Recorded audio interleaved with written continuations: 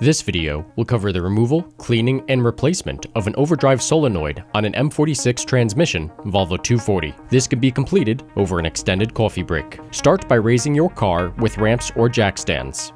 Place a collector under your overdrive. Disconnect the two wires from the back of the solenoid on the driver's side of the transmission. Unscrew the solenoid from the housing. You will need to use a 1-inch wrench, thinner than normal, to fit between the solenoid and the housing.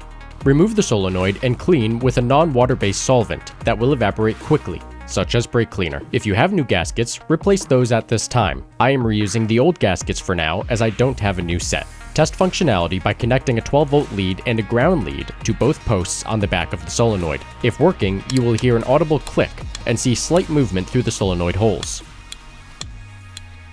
Coat your solenoid with transmission fluid and reinstall, tightening to 30 to 40 foot-pounds. Reconnect the two wires to the back of the solenoid.